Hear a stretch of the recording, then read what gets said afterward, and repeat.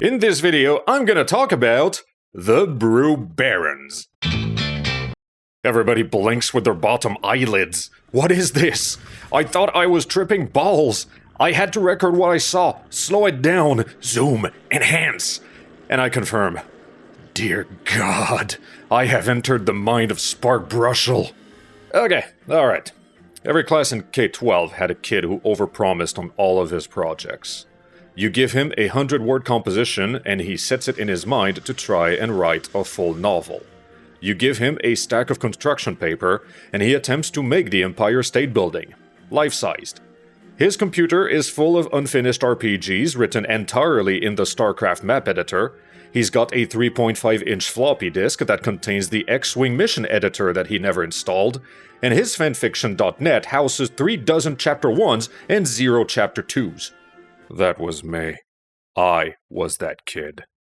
Not to mean that the game ended up entirely like my average project presentation in middle school, but there have been some narrow misses with disaster, and I'm thankful that the end result became what it is under the circumstance. I'm talking a video game that would have needed a full team of 12 people to do everything it wanted to do and achieve a professional standard. 2 people and a music composer? That's a bit of a tall order. The story is as follows. You are a crew of brewers somewhere in a fictionalized version of the Mediterranean Sea. It's the golden age of aviation, you got air pirates out the ass, and your goal is to produce high-quality beverages while flying your high-quality airplane and being on the high-quality side of the law. The pirates are notoriously terrible at all 3 practices, and they should be removed if only so the people can enjoy something else than bootleg horse piss. Now, I'm not a great pilot. I have one more takeoff than landings on my logbook, and I never made it my priority to rectify the situation for obvious reasons. Getting back into the pilot's seat in a way that thankfully doesn't involve the borefest of Microsoft Flight Simulator felt like a good way to soar the skies from a safe distance. All the beauty and none of the danger. The basic mechanics are fantastic. You get to literally shoot trees and bomb fields and buzz farmland to gather your ingredients, and you bring all that back to your home base to mix into every alcoholic beverage you can think of. You put it together using one of the recipes you got on hand, you pitch some yeast to land into the alcohol percentage you're looking for, and all that goes into the bottle for serving at your bar or delivering to a client with a specific request. The brewing part is not going to be realistic by any stretch of the word, considering you can get your product out in less than a couple hours of in-game time, and your alcohol percentage for even hard liquor can be 0% if you feel like it. I don't think the ABV does anything for the value or the number of units you end up with. It's just a variable that you have to get right for your contracts, and I guess that maybe some of them have narrower bounds than others? I'm not sure. I could do basic level contracts and they were giving me both more than enough leeway in the ABV to play it fast and loose, and more than enough cash to pay the bills and buy upgrades at a reasonable pace. Now, who says pirates says combat, and that's a requirement to complete the game. If you don't want to fight, you can't see the end credits. Simple as that. You're gonna have to get out there and get into dogfights against the local ruffians, and you're gonna have to take down every big bad and their infernal machine. Each big guy is a puzzle boss with glowing parts to shoot, and the puzzle portion may or may not be readily obvious until you experiment and then lose patience and start applying the good old point-and-click strategy of trying everything on everything. The characters kinda sorta give a hint as to what you're supposed to do, but the hints are few and far in between, and because these come in many variants, there's never a guarantee that what they say will make it click. On top of that, you have to think on your feet while constantly waiting for the health regeneration to kick in after you took a rocket up the ass, so I wouldn't blame you for pausing the game and hitting the old Google for some answers in the middle of the fight. Controls involve the keyboard and mouse, a controller, or a joystick if you feel that hardcore. Mouse and keyboard are probably gonna do fine for most of the game. The mouse movement is intuitive enough, though you'll have to guide it around if you want to make the most out of your motion range. Hard bank turns are absolutely gonna demand that you press and hold the S key, and sometimes you'll end up doing a barrel roll that you didn't intend to do. and you gotta rectify the situation on the quick or else suffer the consequences. Just using a controller felt completely overkill and somehow less precise, and that was enough to tell me I could skip trying out the joystick altogether. And even if your situation catastrophically goes nipples up, crashing means you just get teleported right back to base. You throw some cash at the repairman and you're back in action like nothing happened.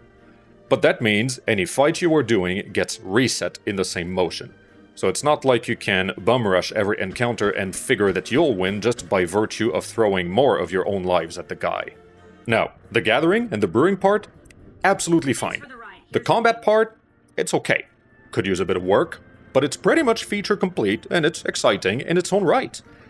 The time trials get unlocked after a mission and they're not my cup of tea, but I can see somebody else finding their bit of fun with that. The bottle design feature is never seen anywhere outside of the bottle design feature. And the scenic tour minigame and the crazy taxi boat are proof that abortion should be legal in all 50 states. That's where I get the strongest feeling that somebody somewhere has been trying to stretch the sauce a little too much. And that brings me to a question. What could have been gained elsewhere if these other minigames had been dropped? There's no such thing as a free lunch in the development world. You make a feature at the expense of another. You have a backlog to manage and you will never do every single item you put onto it. That's just how it is. The crazy taxi minigame got put in, and it means, fatally, that something else didn't get the love it might have deserved. I have to take a step back and imagine where else the effort would have gone. Maybe into the world, because most of the islands feel the same and they could have used a little more funk and fantasy. Maybe into the writing, because I've happened onto several placeholder dialogue lines, plus typos that could have and should have been intercepted before even doing a beta release. Maybe into the user experience, because there is some white text on white backgrounds, and trying to remake a past brew is an exercise in Microsoft Excel without everything that makes Microsoft Excel bearable. Or it could have gone into the voice acting. Not a single human being was involved in the voice acting. That's a choice. That means the genie's out of the bottle, and people don't stop at just one wish. When there is one part of a work that's been done this way, it taints the remainder of the project. It plants seeds of doubt, and it invites second-guessing every aspect of the work. The description page tells me one thing. The devil on my shoulder tells me, what else? Where else have they cut a corner in that way? Where else have they made content by speaking a command to the holodeck? That decision alone undermines everything. It rots the foundation. I hold the belief that a game about flying, brewing, and fighting pirates should be about these three things and these three things only. When the human resources are limited, there is no good reason to stray from the core unless the core is absolutely diamond solid. AAA studios can afford to do that kind of stuff, and even then, it's got varying degrees of success. Try that in an indie game and you'll just lose focus on what's important. That's what happened here. The work got over-ambitious for the modest means it had on hand. I can fly, I can brew, I can shoot pirates, and I feel excited about none of these activities. I feel mildly engaged and nothing more, like a Zoom call in which I'm not expected to speak. I really believe that there is a ton of fun to be had in these. The game just had to stay in the oven for a little while longer. Right now, all I can do is point and say, "Hey, your Unity engine is showing." My hope is for a Brew Barons 2. My hope is that the idea gets redone and refined with a narrower focus and a maturity of lessons learned. The gameplay loop is unlike anything I've seen before, and that means there's a solid gold opportunity. There is still time to course correct.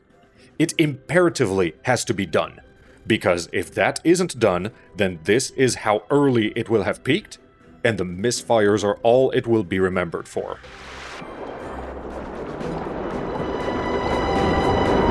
In short, this game was me. I was that kid. Deviens-tu ce que t'as voulu?